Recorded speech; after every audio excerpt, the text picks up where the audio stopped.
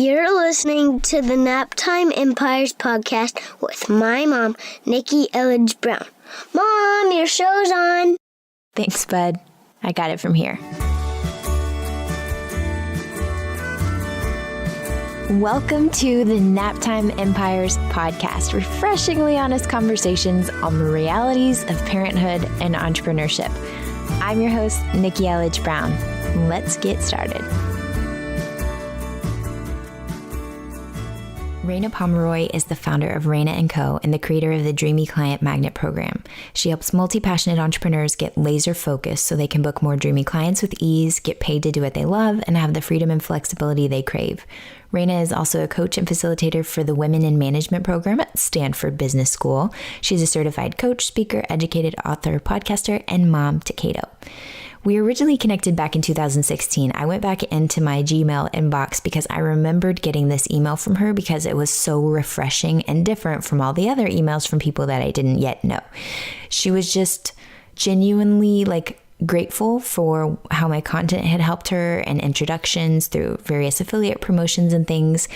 It was like a love note, just encouragement through the inbox.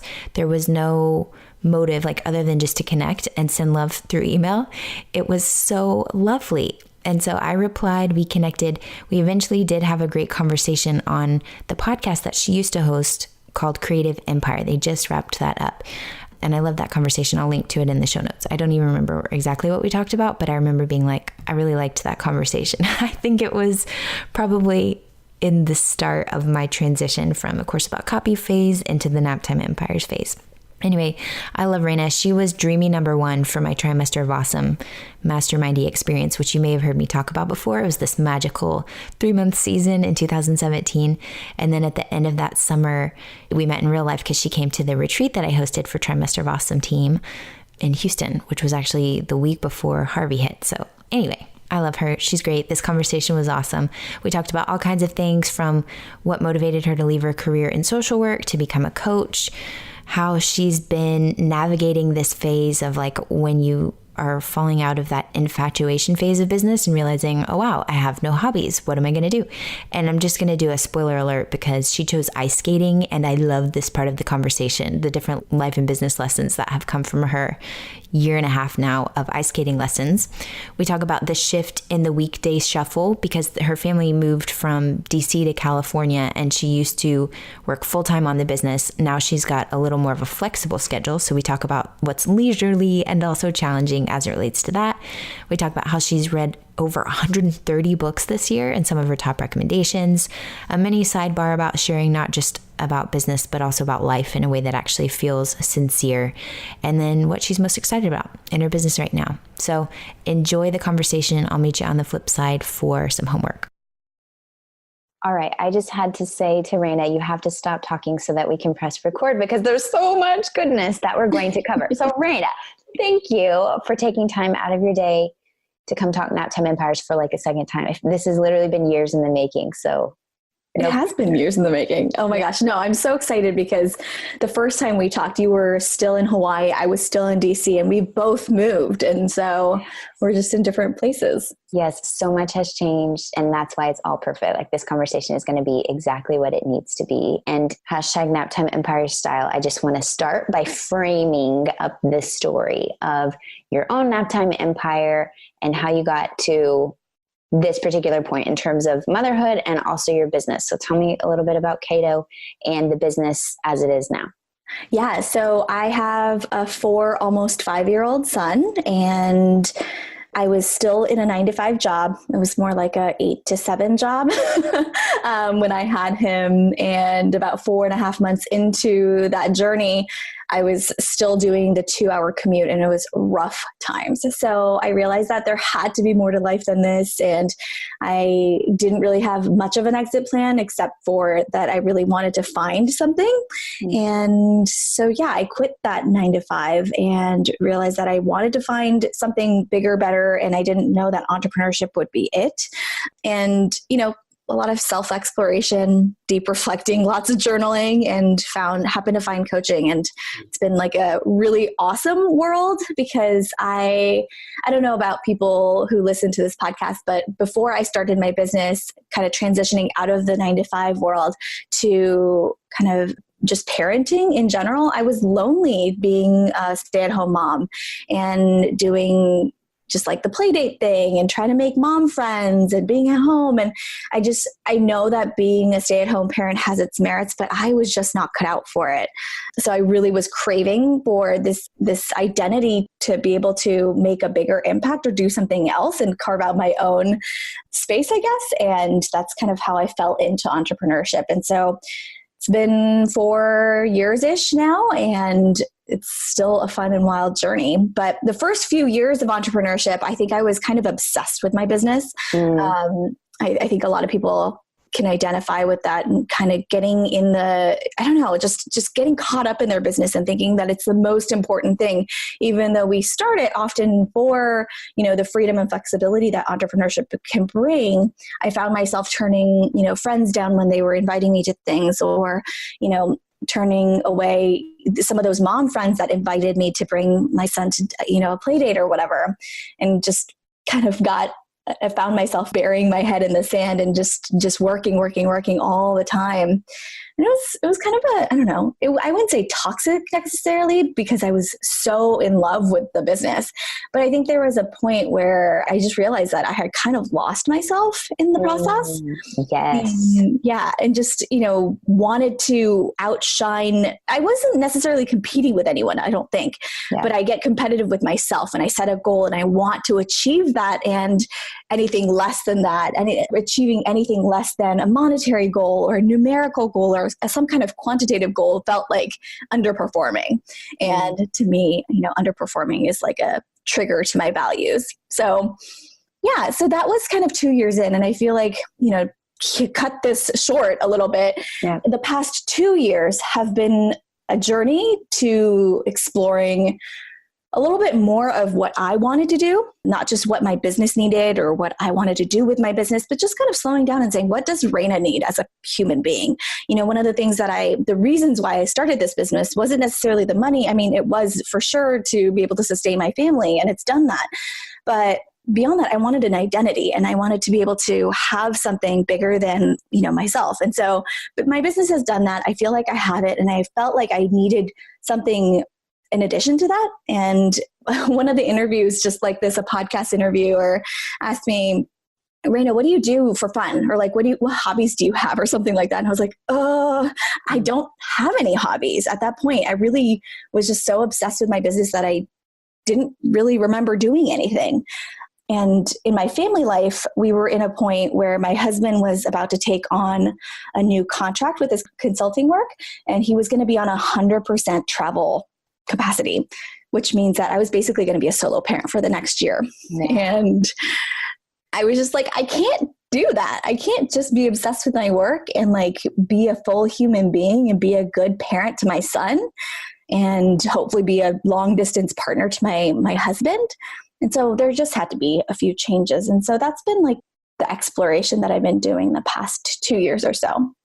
Well, I freaking love this exploration because as we were just talking about, like, this is exactly, it's been my own journey, which is why it's exactly what I want to be sharing in this book that I'm about to write as we're in the time that we're recording this, and the identity piece. And I get what you're saying, because there's definitely there was the infatuation phase with the business. It's almost like in a relationship where it's like you're connected at the hip, at the beginning, and then you realize like, oh, but I have my own identity apart from you, business. We're not actually connected at the hip all the time. And it's also just about owning whatever season you're in, because the business was exactly what it needed to be in that season, and just like you were saying with the hobby thing, I totally was like, I get that. And I think a lot of people get that, where you're like, well, this is all I want to talk about and think about right now. And that's okay until it's not. And then that's when you take that time to be like, okay, so actually, the way I used to describe it is like, I went from feeling like a well-rounded person to a sharpened pencil. We're like, this was it. This is all I can talk about. This is all I can think about.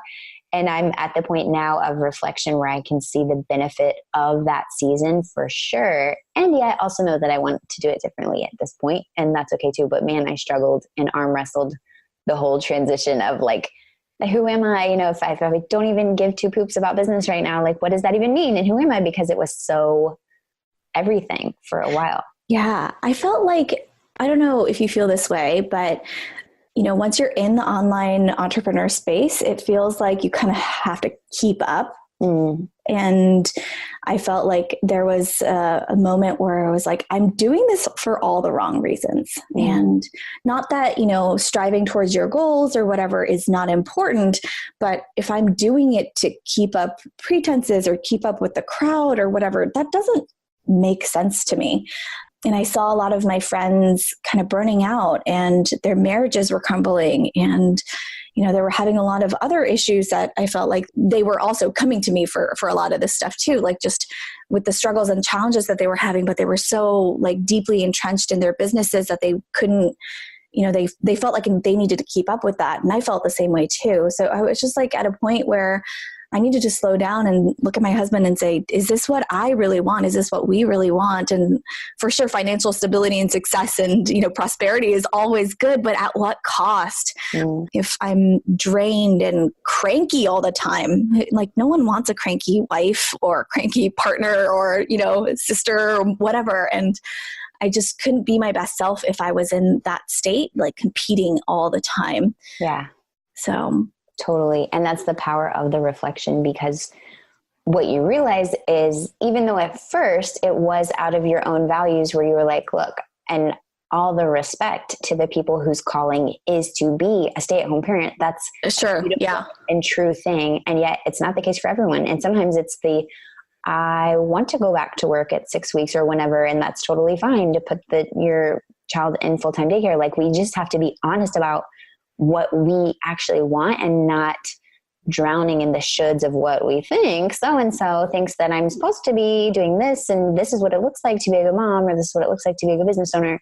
And just being able to be honest about that, like you said, at first, which is what sparked you to create something other than what you currently had. And then once that was like, okay, all encompassing, then you realize, well, this isn't it either. And that's the freaking journey. Like at this time that we're recording this, Michelle Obama's book Becoming just came out. And I love that. So that's good. Exactly, like becoming. There's no finite, like, okay, cool, I'm exactly who I'm created to be at this, like forever, I'm complete, you know, like we're always going to be shifting. So it's powerful to have some kind of practice, or at least friends who can hold up the mirror and be like, is this you? Is that you in there? Or are you totally taking on what everyone else, or what you think everyone else expects in you? And it's not even necessarily a true reflection of what everybody else is looking for from you. So yeah, I think that's spot on. I think that there's so many identities that we kind of latch on to because others expect it of us, right? And that we feel like we need to be in, and that person might not even be saying that, or, you know, whatever, but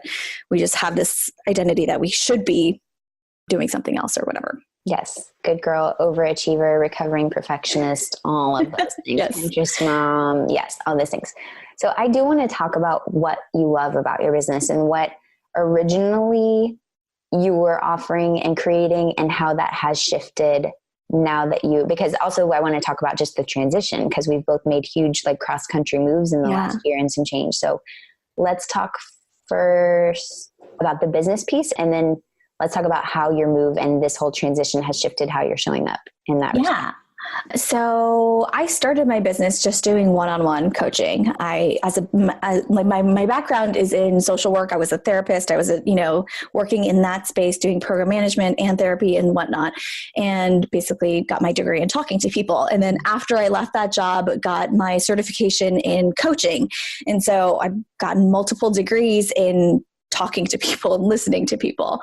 And so that was why I started my business. I really felt like there was a need for this intersection of not just business coaching and like strategy work that I saw a lot of, but just listening to people and like what they were experiencing in their businesses, and making bigger life changes beyond just the business launch that they were experiencing or whatever. So that was why I started this business, and I wanted to do a lot of that. And for about 2 years, I was doing all one-on-one and group coaching.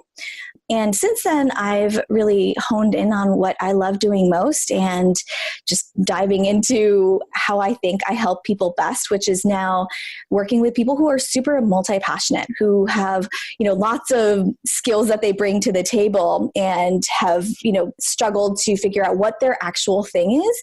Like they have like an intersection. They've tried a lot of different things. They've had a lot of different jobs, but they haven't been able to nail down their one thing. Mm-hmm. And so as entrepreneurs, niching down is a huge part of what we have to do. But sometimes when you're a multi-passionate person, you're not quite sure what that intersection really is. And so I feel like I help people cut the fluff from all of the things that they could be doing and really focus in on what brings them the most joy and ultimately gets them to a place of stability and, financial prosperity in their businesses as quickly as possible. And to think not only about the marketing side of their business, but what makes the core of their business, what doesn't change even if the circumstances change. So I really hone in on how to help people reflect on their businesses and thinking through, major life transitions as well as business transitions, kind of like it's like a Venn diagram. It's like a life and business Venn diagram. And the part we talk about is that sliver in the middle. So it's really awesome and fun work. And so often people come to me, they're really passionate about the work that they're doing, but also are maybe at a point of burning out, or they want to take it to a bigger level, but they're not quite sure. And it's a little bit scary to go there. So that's the work that I get to do now. Well, I love that. And that's a perfect transition into your own transition. So like, how has this shifted? Because y'all moved from, you were in DC area, right? And now you're in California. So how's that been? Because I knew when we moved from Texas to Hawaii, like logically, intellectually, I knew that's a huge life transition and all the things that were coming with it. And still, I wasn't prepared. I mean, not that you can, like, you just know, like with parenthood, like you can't really prepare for it. Okay, this is going to be different, but you don't really know how till you're living it. So how has that been for y'all? Yeah. I mean, I feel like it's a little bit of a switch for us. I know you guys loved Hawaii, but you guys are now closer to family. We're actually the opposite. We lost a lot of our family by leaving. And so it's been a little bit of a more even challenging situation, I guess, but we love it here in California. I think the move in and of itself was fine, besides, managing a 4-year-old in, integrating with a new school and making new friends and, just all the changes that come with moving. That was fine. But I think, things that have changed for me have been, I've taken a bigger responsibility in the pickups and drop-offs and, playing a bigger mom role than I used to have to with like the weekday shuffle of things. And so I work shorter hours during the day, which is totally fine. And I've actually kind of enjoyed that. California has beautiful weather. And so I try to spend the day outside more than I used to in Virginia. So it's kind of a nice thing. And it's just been like, we made a commitment for me to do that. And so it's been very intentional, sometimes just me being intentional and deciding those things. When my husband's like, you can just work a couple extra hours, the daycare is still open or whatever. And I'll be like, no, I'm picking him up when it's still light out. Like that is my decision. So even though daylight savings makes it a little bit more difficult, we try to. Like, what do you mean sunsets at 5:19 p.m.? Like, oh my gosh, or 4:50. That's so wild. It's awful. And so like I'm leaving my house at like 4:00 to pick him up or wrapping up at 3:30. It seems so bizarre to like close down business at 3:30 or 3:00 even if I have to walk my dog or whatever. But it's just one of those things that I want for it to be like this. I don't want to get into the place of, oh my gosh, it's so crazy and life is so busy all the time. And so it feels really leisurely to do it this way and also really challenging sometimes because sometimes I do have to work into the evening, after my son goes down, and hopefully he'll go down at an early hour versus, throwing a tantrum at night. Oh my gosh, mom life. But we've had a really interesting time over here lately. And Deaky, if you're listening, earmuffs, because what I realized is I could just be like, lay down quietly for 5 minutes. Daddy will come give you a smoochie. And he's like, and a hug? Okay. And then he just lays down, but he was full on screaming. And I'm like, dude, you can do this. I believe in you. And not up to me if daddy fulfills on the deal. I got the sale. I got the contract, I got what I needed, whether he delivers that hug later or not, we never know. We never know. It's so funny. I mean, that's just kind of how it is. And I'm just like, please just go lay down. It'll be fine. So yeah, that's just kind of how life feels like right now. And it's been like a fun little transition. Lots of like hiccups and, just dealing with, is this normal for a 4-year-old kind of stuff? But yeah, it's just kind of navigating through life. It's like everything is on fast forward too, because just saying that, I was just looking back through my camera roll the other day at a video of Bryson this time 3 years ago, but he was 4 at the time, and I'm just like, oh my gosh, he looked like such a baby. Like, how did, and you don't see it in that moment. And then all it takes is one scroll back through the camera roll and you're like, what is time? Like, what is time? And that's always how it's going to be, right? So it's like whatever we can do to be able to have those anchor points every now and then. Of course, we're not always going to be in the present moment. That's not this duality of human life. Like, we're always going to slip out of it. But in the moments where we can really be like, it's not always going to be like this. You're going to miss this. Just choose any country song, any happy country song about the fleeting nature of childhood in these early years. But I also want to talk about the weekday shuffle when you were in Virginia, because I know something we talked about in our first Naptime in Paris conversation, because that's cool too. And I want moms who do choose to go the full-time option to be like, oh, this is how y'all made it work, Yeah. So I feel like in Virginia, what I was, especially the last year, because my husband was like fully gone during the week and also drilling for the reserves for the Marine Corps. And so he would be gone like Sunday through Thursday, be home Friday, leave Saturday, Sunday to drill. So we maybe had him like 6 days during the month, like weekend days during the month. And that was pretty tough. And so basically what I had to do was kind of extend my work days, but also be able to hang out with him at night and be like fully present for dinner time, bath time, just kind of going to bedtime and then in the morning as well. And we try to have like a little bit of a longer mornings and drop him off a little bit later. But our daycare was a little bit closer back then. And so it didn't feel as crazy, I think. So yeah, I just felt like I wasn't doing as much, and we didn't try to shove in all the extracurriculars and stuff like that. Even during the weekends, just kind of try to take it as easy as we could and enjoy our time. But yeah, the weekday shuffle felt chaotic and stressful, having to do it all by myself. Yeah, like you're just trying to get through. And also when you know that you're doing dinner, bath, bedtime and everything by yourself, then it's like you take a deep breath and it's like, see you on the other side, self, because you just have to be like, okay, we're taking care of these physical needs and we've got this, we can do this, just one step in front of the other. Yeah. So I'm also thinking, when you were taking that and you were basically solo parenting for practically all the time, how were you taking time for yourself? Or were you taking time for yourself where it wasn't necessarily like, he's at daycare? Because that's the other thing too. I feel like sometimes people are like, okay, if they're in someone else's care, then I have to be doing something business or I need to be in my laptop. It's like, no, but sometimes you just need to take a nap or sometimes you need to go just have a really long conversation and a walk and talk with a friend or whatever. So how did you take care of you during those times? I'm trying to remember as best as I can. I feel like I was pretty like on point with work during work hours, not because I felt like it was bad to take time off. I did have one day once every month. It was usually on a Friday where I would just schedule it and buy a Fandango ticket for a movie and a lunch for myself. Oh, I love that. Yeah, I just like take myself on a solo date. The movie theater was like literally across the street from my house. I had like no excuse. And if I booked the ticket, I wasn't going to like not go. So I just did it ahead of time. And it was basically a non-negotiable. Just go, do it, have fun, then go pick up your son kind of thing. But besides that, I was kind of, put my head down, do the work. And then in the evening, I would just chill. Like, whereas now, sometimes I'm working at night. Last year, I worked no nights except for, I think it was either a combination of like 2 or 3 weekend days or evenings, which is pretty awesome. Like I tried my best not to be in my computer or working all but those 3 days. So yeah, that was like the best self-care I could do. I don't watch a lot of TV. So just like chilling, talking to people in the evenings, hanging out. I'm an extrovert. So just recharging by talking to humans is great for me.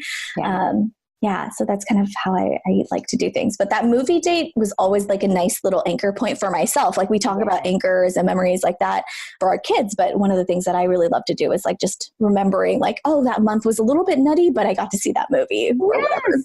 I love that idea. I'm hoping that to you listening, you take that, and whether it's a movie date or any kind of date, as something that's fun, completely unrelated to anything other than just your own interest. Yeah. So valuable and just fun. And also it's that accountability, like have the skin in the game of actually buying the ticket. And it is like a time and space. It's not just like, oh, that day I'll do something for me, but like committing. Yeah. This is what it's going to be. Yeah.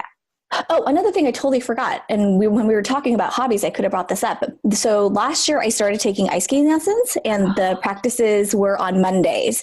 And so I think it was like Monday at 3:00, they had open skate. And then on Saturdays they had lessons. And so I would literally strap up, like leave my house at 3:00 or whatever to go ice skating for a few hours before I picked up Kato. And it was just like a commitment that I made to myself. I paid for it. I bought, boots and just got on the ice and practiced. And yeah, the sooner I got on the ice, the less, I was likely to trip on an 8-year-old. So it was just another incentive.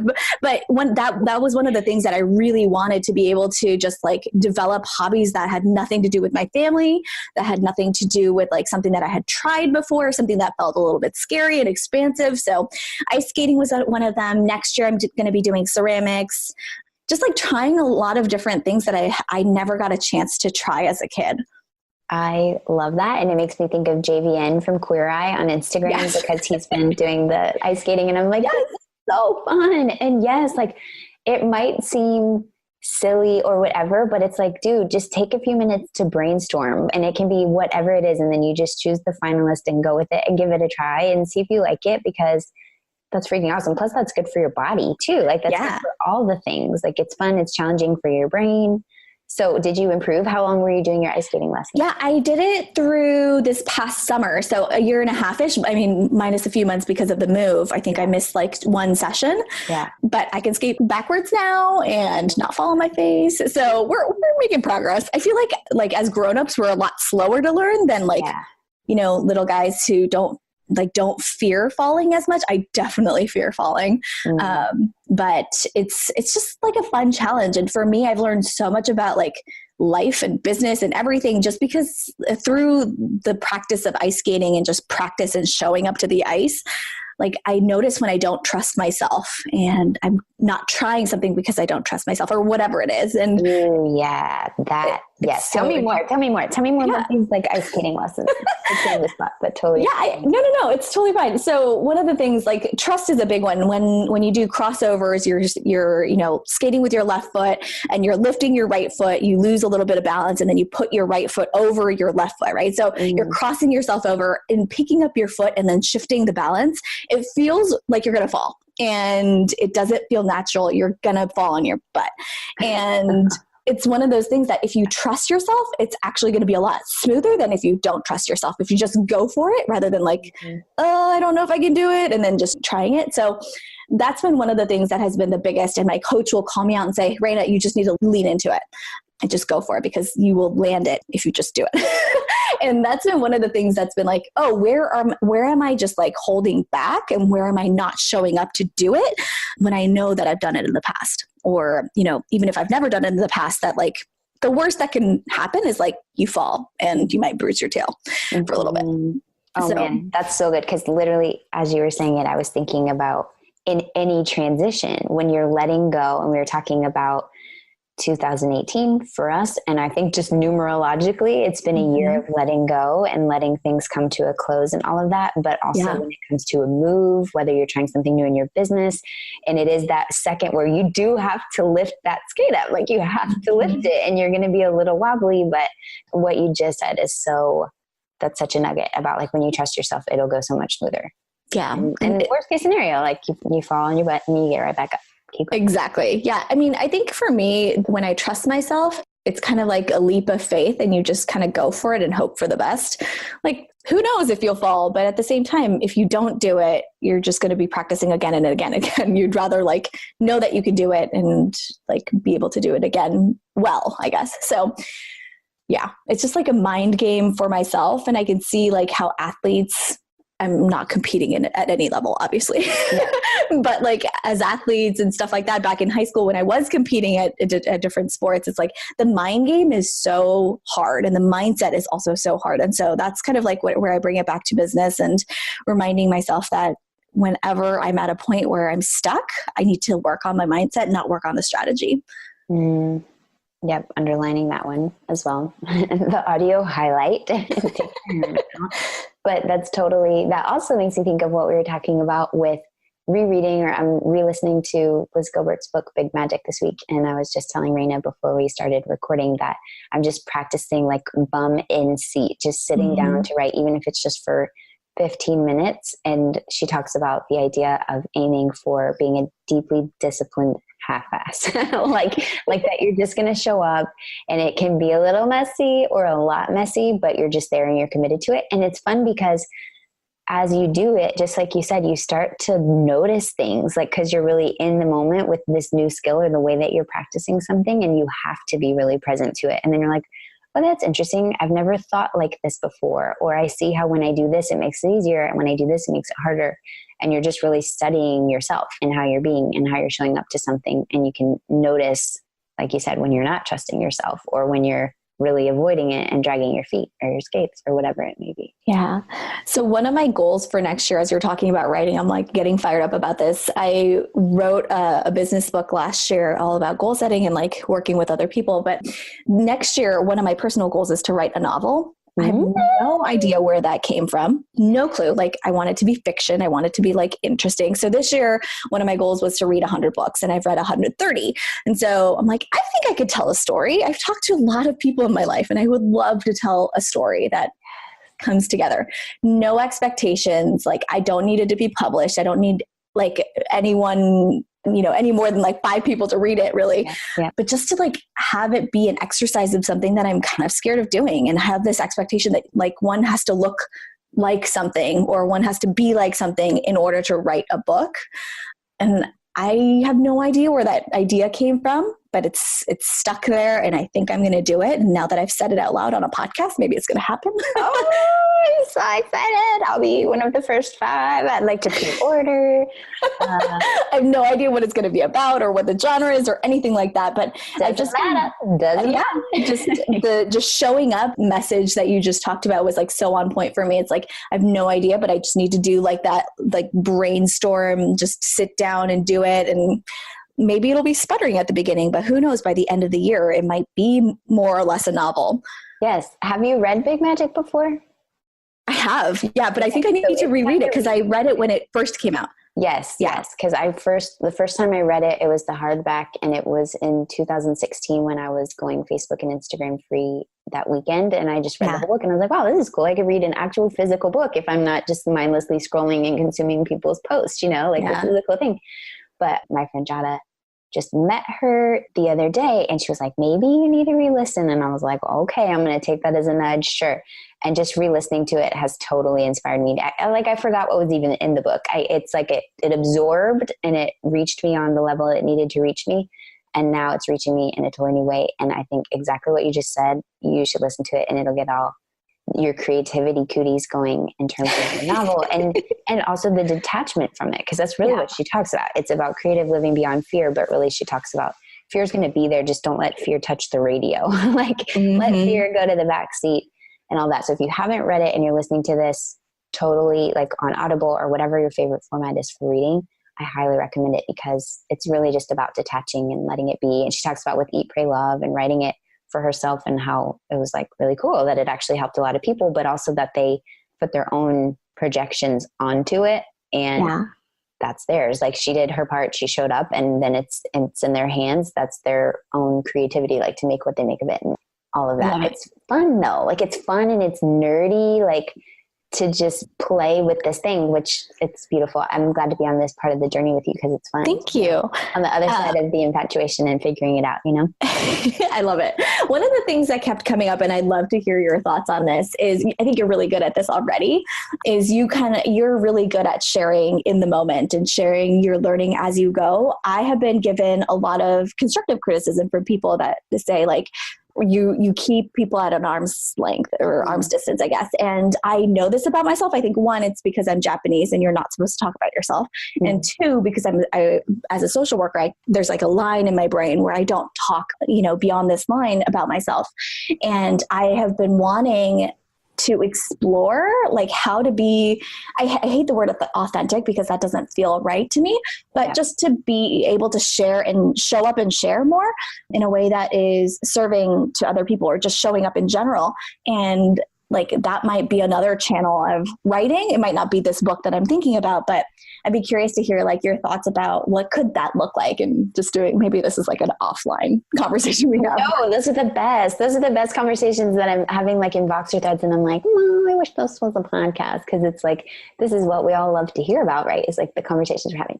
Okay. So what is your question? Like a way that you could be documenting the journey in a way that doesn't necessarily have to feel worky, or what's the question? I guess the question is like, how can I share more about myself in an authentic way that's not like super markety, just like being able to share more and showing up and just being who I am, I guess, and being able to do that a little bit more openly, I guess, than just I have to work for it. I mean, I guess everything that is difficult for you, you have to work for. But I don't even know if that there's a question. I'm just wondering if there's a path for self-exploration here in a way that's, I want to share the journey with people when sharing to them also feels difficult. Yeah.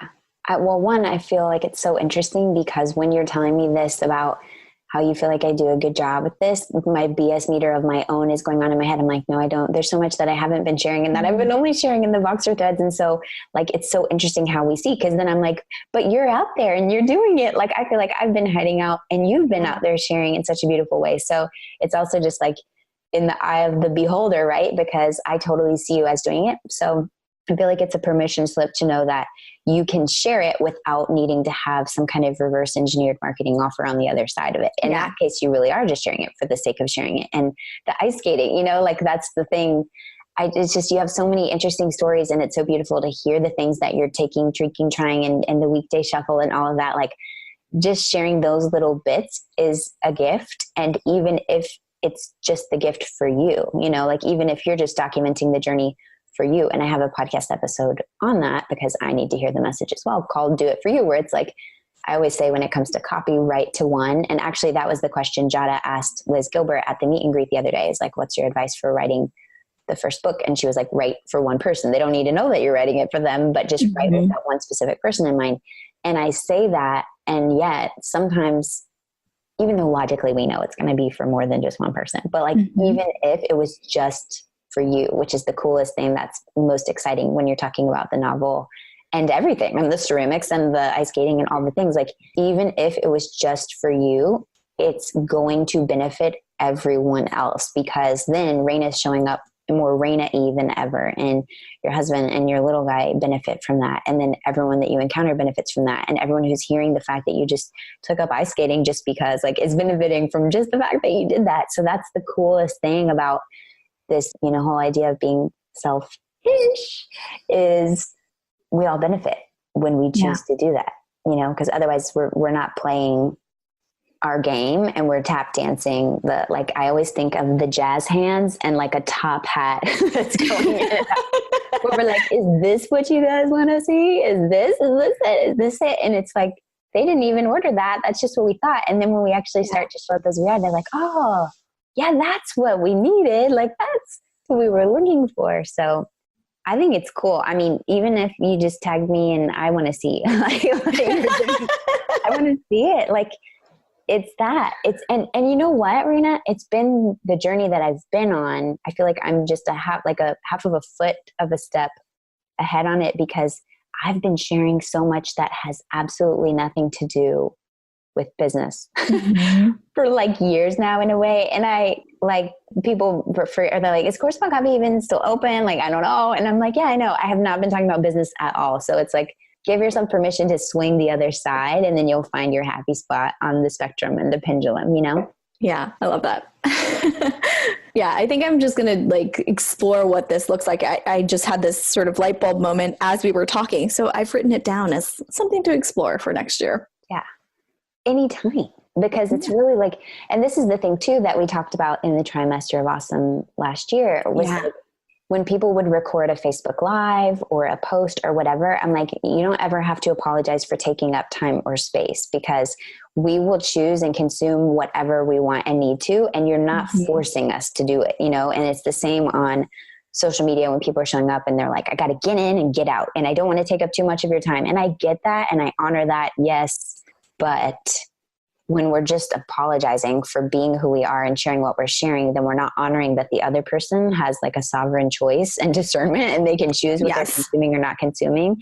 And who are we to judge what they want or need to hear at this moment? Like, it's literally not our business. It's just our business to show up and share what we feel called to share. And that was the question I asked Liz Gilbert through Jada, through the little question basket, was, what's your best advice for dealing with the support and challenge that come from creating and living in the public eye? And her suggestion was replace public eye with human family. Oh, yeah. Like, instead of thinking like there's all these people out there that are going to judge this and see this and trolls and hate mail and like all these things, and this fear, like a wall that I personally have started to just imagine exists. And it's like, no, we're all just in this together. We're all just making this up, and you have just as much of a space on this planet as we do. So like, she was basically saying she doesn't think about who's going to be watching whatever she's sharing. She's just sharing what she would share anyway. So that could be another nugget that was meant for your earbuds today too. That's awesome. Yeah. I just finished reading Michelle Obama's Becoming. And I just am so excited about her story, and like finally getting to see more of the behind the scenes and just how really honest she was. And I just aspire to be a storyteller like her. And she's not a professional storyteller, but she tells a nice story, right? And I was just really inspired by hearing about her life like that, and just the way that she shows up and how loved she is. And I'm sure she has lots of critics and lots of haters, but she shows up in a way that I really appreciate her. And I know a lot of people around the world do too. So yes. And what you appreciate in her exists in you. And it's like the ultimate, I'm rubber, you're glue. I'm rubber, you're glue. Whatever you appreciate me exists in you.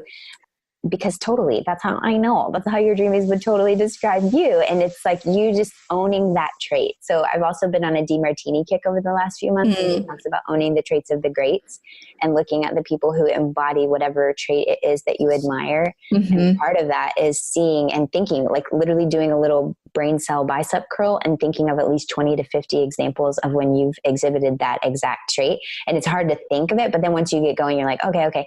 And then you own it. And then you take the trait off the pedestal by actually seeing that there are its own drawbacks to that particular trait too, because it does expose you. It does. There are people out there who might throw some shade your way or whatever, but the benefits can outweigh the drawbacks, and you can just see it for exactly what it is and make it a well-informed, objective choice of if that feels right for you in a given moment, and deal with it as it comes to. I love it. Yeah. I love this conversation. And I'm also curious, when you read over 130 books this year, like Audible or like with your eyeballs or both? Both. Yeah. I usually have 2 Audibles going at once. Right now I have 2 or 3. And then I usually have one on my nightstand and one in my purse. So just kind of like whenever I'm stopped, I'm reading kind of thing, or walking. I love that too. It's not always necessarily books for me. Sometimes it's like a YouTube video or whatever, but pretty much, all the time I'll be like, and Jeremy's walking in and I'm TMI, like in the shower, and I have the iPad propped up to where I'm listening, like big magic. I've been listening to it. I'm like, I'll do anything. If I can listen to a book while I'm doing it, I don't mind doing 3 loads of laundry and the dishes and I'm in the dust, because I'm in my own world with the book in my ears. So what are some of your favorites that you've been reading? Oh my gosh, I need to pull up my list. Well, I loved Becoming. I thought that was it was the most recent one that I really loved. Yeah. I really liked this book called Go Giver. It's a book, like a business book, but it's all about like having giving be one of the first things that you do. I really love This Is How It Always Is. It's a family. It's a book about a family and their youngest boy discovers or just discloses that he is trans and he's actually a girl. And it's like the journey of her life and journey of the family and the decisions that they make. I really loved Kristen Hanna's Nightingale, which is a story about Paris in World War II. Ooh. Yeah, it's a really interesting book. And is lots it of relationship nonfiction stuff. or that's Nonfiction? Oh, no, it's fiction. Sorry. It's okay. fiction. So you've been reading a good mix of both. Oh, yeah. Nonfiction. Yeah. All kinds of and business books. I think like my business books have been maybe like 1 in 5. And then it's been like a mix of fiction, nonfiction, and everywhere in between. I really love celebrity bios. Mm-hmm. Like just so random, but I really love reading about celebrities. My favorite book is Trevor Noah's book, Born a Crime. And I would not recommend reading it. I would recommend listening to it because he speaks so many different languages, and reading it is completely different from hearing him speak it and just hearing his accents and the way he switches back and forth between his different identities. It's so cool. So I would really recommend that book. Yes. This is okay. Are you going to continue? No, I'm done. No, no, not with, are you done, Reina? Are you done? No, like, are you going to, is in 2019, are you still like, I'm going to book binge a certain number, or it's just like, well, yeah, you like to listen to books, so you're going to listen, but it's not like a goal necessarily? Yeah, I think I'm just going to keep doing what I've been doing. Anytime people are like, what gift do you want? I'm like, send me Audible credits. Yeah. So that's what I've been doing. But I just discovered the library, which sounds really dumb, but like I usually just go to Amazon and buy a book. And recently I've been just going to the library, which sounds really silly, but I finally have a library card. I'm taking that as a divine breadcrumb because as I was driving Bryson to school this morning, I was like, I really want to go to the library. Our library flooded last year with Harvey and everything. No. So I hadn't been there, but now I'm like, I really want to go. And so do it. Confirming. Nerd on me. I love it. Okay. So I just have 2 more questions for you. Okay. So what are you most excited about in your business right now? I am most excited about, we have narrowed down our offerings from having so many to having 3 specific ones. And our signature course is called Dreamy Client Magnet, and it's all about helping our multi-passionate people figure out who their people really are and just getting really good at serving them. So I really, really love serving in that community and just showing up for them.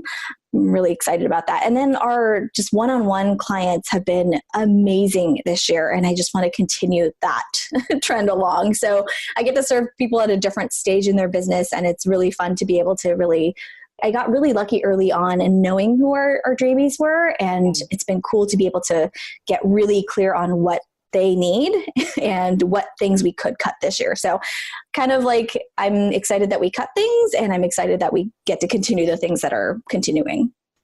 Yeah. And exactly, like all these lessons that you're sharing are so, like we were talking a lot about the life stuff, which, you know, I love, but we're talking about a lot about the life stuff, and it's so necessary because we can see when the newbies are coming in with the heart eye emoji and the infatuation, like, yeah, let's go get it, you know, whatever, they're going to need this, and they may not need it yet. And that's totally fine. Like, be in that season where business is your hobby and la, la, la. But we can just say like, hey, this might be around the corner for you. Heads up, like this information and these ideas are going to be here whenever you need to, like, because this is legit a thing. The whole, like, what is your hobby? Like, what is a hobby? You know? So I am really grateful to you for sharing all of these super tangible examples, like even just reading books that are not business books, or even not nonfiction, you know, actual fiction books and things, and letting your imagination play. I love that that's been a theme of this conversation. Yeah. I think I'm going to be rereading all the Harry Potter books next month. So just stay tuned because there's like 8 of them. Do that. Yeah, I mean, not to shit on you, but like totally just sharing the books that you're reading. Do you do that already on your Instagram? You know, I actually haven't been doing it as much, but I do quite a bit of it on my Insta stories. Just like whenever I'm starting a new book, I'll like share what I'm reading. Yeah. That'd be a fun highlight just to see the books that you Oh my gosh, yes, I should probably keep doing that because I think I started one, but I haven't been keeping up with it. So thanks for the reminder. Yeah. And then that way, selfishly, I'll have it to go when I'm looking for book ideas and inspiration. What's a new book I should read that has nothing to do with anything that I'm typically reading about? Okay, let me go check Reina's favorites. Reina's Love it. Club. Okay. And then the last question, is there anything we haven't covered? And this is specifically through the lens of Naptime Empires and this intersection of motherhood and creation, which is really I'm kind of feeling like more of the, I even just changed my Instagram bio and I may change it right back, but I deleted entrepreneur and put connector because I'm like, I don't necessarily identify much as an entrepreneur, especially lately, because I realize it's more of a means to the end of all the other things I love to do. So like, I do like to talk about it, but I don't necessarily am like, I'm a biz builder, you know what I mean? But I'm just curious with this conversation of whatever you're creating, whether it's business or creative work of some kind, and parenthood, is there anything we haven't covered that you want to pass along to somebody who's like, can I do this? You know, how can I do this? Can I do both of these things? Yeah, I mean, I feel like there's so many things. One of the things that we totally have not touched at all that's been prevalent in my life has been just this nagging sense of like wanting to grow my family for the past few years. And like, where does it really fit in my business? Where does it fit into my family and all of that stuff as we transition from the East Coast to the West Coast? That's been like a prevalent conversation as well. And so I don't know, growing your family from 3 to 4 or growing your family from 2 to 3, that's, all those big transitions are so challenging. And like with the mix of infertility in there as well, it just makes it even more just difficult, I think, and challenging with all the emotions that come up. And sometimes you need to take time for yourself and not focus on business as much. And sometimes you don't need to be showing up in order for your self-preservation to, really take care of you. So I think that's a line that I'm still sort of navigating and figuring out myself. And I think that this is kind of what's playing into that authenticity thing. Like, what am I supposed to be sharing right now? How do I really want to be showing up? Yeah. I don't think it's like really a business nugget necessarily, but just if that's a place where you have been or you are right now, it might just just know that you're definitely not alone in it. And it's something that a lot of people are probably navigating. Thank you. Yes. Thank you for saying that. And this whole podcast is about the intersection of both. And when you are trying to, air quotes, plan your family, and then you have this real experience where it's like, oh, right, I can't actually plan this. Like I could plan a launch, then there's so much that goes with it. And you're right. This isn't something that a lot of people talk about. And I know when I shared about my miscarriage years ago, there's so many people who come out of the woodwork like, yes. And I say, that's like the password. It's like, I get it, and I've been there. So definitely, I think it's a beautiful reflection too, that you're just creating space to let yourself need whatever you need in the moment and honoring that, because if there is no space, then you can't imagine what it would look like. And then also sometimes people need to lean in more into the work if that's exactly what you need. And that's the key, is like honoring whatever you truly need in the moment without letting anybody else's should creep in. Yeah. I think it's just like a matter of if we can slow down and discern what it is that we actually do need rather than numbing with our work. Because I know that I have been prone to just diving into the work and not thinking about that stuff. And it's too hard to be there. So like permission to go there, and also to like just check in and make sure that you're doing what you actually need rather than like what's easiest. Yeah. I love this California Reina season. It's so exciting. And I'm really excited to see whatever you create and share whatever you feel good about sharing, and knowing that some things are great for friends and private Facebook groups, and some things are like trusting yourself, right? Going back to what you're talking about with the crossover and ice skating, but trusting yourself to know when and where is the right time. And even when it's scary, if it still feels right, then you go for it. And trusting yourself to know the difference is really everything. And we're all just practicing, and we're going to fall on our booty bums, and that's okay. Like, we can hold each other's hands. And if we need the little scooter skatey thing, then we can have that too. And it's all the freaking journey. So true. Thank you so much. Reina. Oh my gosh. This has been great. Thank you for sharing everything that you've shared. Where is the best place for us to find you?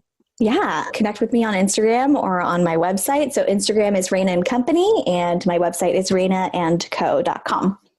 Okay, cool. All right. And I will link to you listening. I'm going to link all that in the show notes so that you can go find her future book club highlight and you can copycat whatever she's reading too. Yes. As she creates her novel and her ceramics and her ice skating and attracting dreamies, all of that goodness. Thank you again, Reina. This has been sweet. Thanks so much for having me. Okay, I hope you enjoyed the conversation as much as we did. I just want to highlight a few things before we go.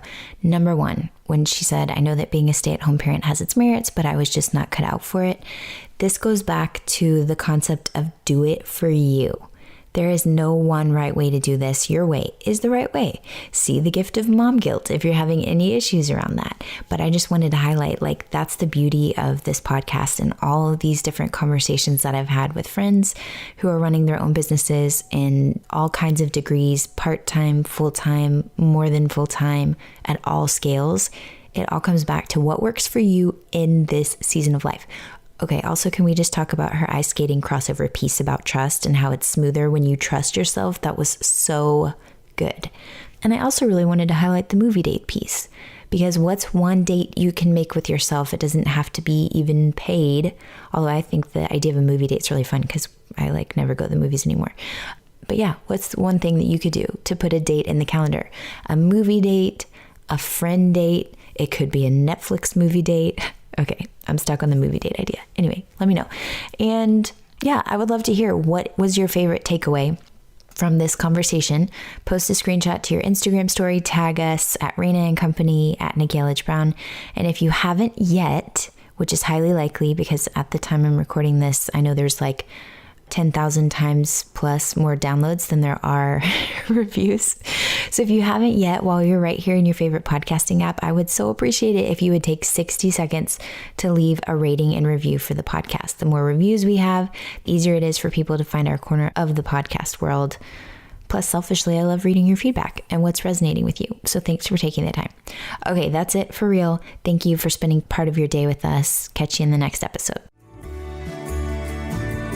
This show may be over, but the conversation is just beginning. Head on over to naptimeempires.com/Facebook so you can join my free... Wait, did I say free? I meant priceless, rapidly growing community of Naptime Empire builders for deeper discussions, behind-the-scenes scoop, and of course, updates whenever I've got new stuff coming up for you. naptimeempires.com/Facebook. See you there. See you next time. Thanks for listening.